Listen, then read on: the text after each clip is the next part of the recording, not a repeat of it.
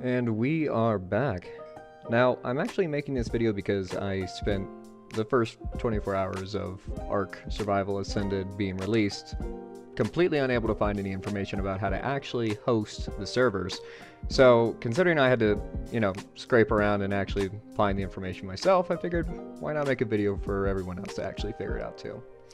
It is going to be a pretty quick one though, so I've got a few things to say before we get into it. You definitely have to own the game and you have to sign into Steam on the machine you're hosting on. This guide is meant for a dedicated server, so that means you typically have a completely different piece of hardware that is going to be running the server for you. Running servers does require knowledge of port forwarding, and if you do need more information about port forwarding, you can find a lot of it online, or you can even refer back to my MORDHAU guide. I will try to link it up here in the top right corner of this video. So starting out, we're going to have to install STEAMCMD. I'm going to have this in the description for you to grab if you need to. Basically, you're going to go to the link that you'll find in the description. Once you click on that link, you will find yourself at a web page with, well, not really a web page, it'll just basically immediately download it for you.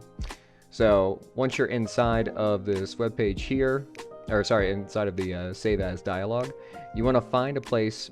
Typically I put it on a secondary drive if I have access to one, but you're going to want to create a folder within the root of your drive. So my active file drive here, and then I created a folder named STEAMCMD.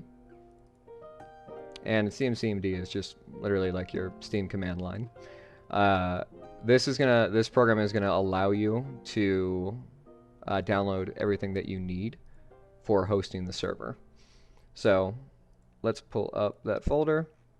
So when you first get this folder and you download the file, the folder is gonna look just like this. Basically nothing in it. You're gonna right click, you're gonna extract it into this folder. Once you've done that, run the executable that pops out. This will then download all the files required to run STEAMCMD. I don't think I'm going to wait for that. I think I'm just going to undo the files I deleted. There we go. So now that you have that installed, we are going to actually install the server files themselves. So for this part, you're going to want to find a location, just like you did for STEAMCMD. I usually choose the root of a drive. And you're going to want to make a new folder, name it ARK1, name it, ARK server, your ARK server, it doesn't matter. Just remember the name that you give it. And inside of here, you are going to need your actual address here at the top. Once you have that address, then we're going to actually write out a new type of file called a, well, actually this will just be the text file. So you'll make a new text document, you'll just name it update ARK. And then inside of this text file, you're going to put the listed command that I'm going to put in the description of this video. So this is the part where you need to plug in where your actual ARK, like you want it to be installed, the ARK server, and you also want to list where your STEAMCMD is, okay? So the reason I choose the root of a drive is because it makes the location much, much smaller and easier to remember. And then the other things you have to fill out is your Steam username. And then after you've done that, you're going to copy all of it, and you're going to open up a command prompt. Inside this command prompt, you will then paste it in by right-clicking. And obviously in this case, I don't actually, I'm not going to plug in my username or anything for this. But once you hit enter, it's going to ask you for your account password, and it's also probably going to ask you for your Steam two-factor authentication. So after you plug that in, it's going to download all the files that you need, and you are good to go from there. So after you're done getting all the server files, let's see, then we're actually time to run the server. So when you actually have the server in front of you, right, the directory is going to look something like this. So you'll have ARK1,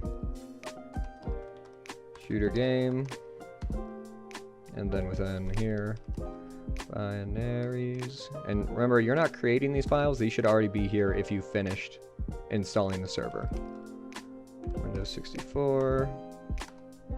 And then finally, this is where all of the server, like main, like the files the server needs to run, basically.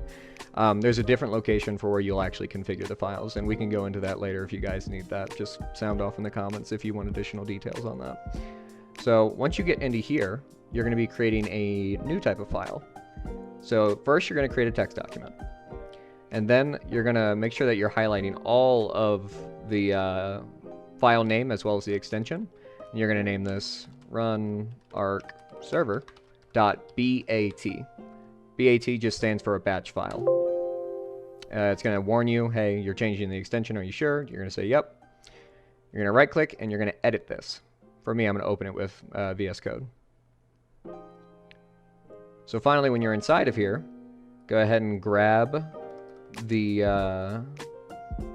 well, the script basically that we have in the description of the video, and it's going to be very similar to how you wrote the previous text file, right? So you are going to just plug in your server name, your server password. If you don't want a server password, you can just remove this and then boot it from there. And then you also have the option of choosing whether or not the server boots up with BattlEye. You only really need BattlEye on if you're going to be opening up the server to a lot of people, like the community as a whole, and it's not going to be protected. So BattlEye is going to keep the common rabble from being able to cheat. Okay? And after you have that done, save the file, and then you would run the file. After the file runs, you're going to see the server pop up and open. Give it about, I would say, 10 to 15 minutes.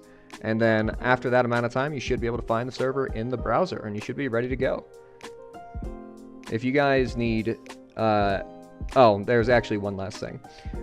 For the bat that you create, I would recommend that you create a shortcut of it, and you put it somewhere like your desktop or somewhere that's easy to get. And you can easily create a shortcut by... if it would work with me. You can easily create a shortcut by doing send to, and you can send it over to your desktop, for example, where it says create shortcut. Or you can grab the file, and while you have it, hold Alt, and you'll see create link, and then you can put that link wherever the hell you want. You can also rename it to whatever you want as well. But other than that, if you guys have any further questions about how to get the server up and running, or if you want an even more in-depth video about it, just, again, sound off in the comments, let me know.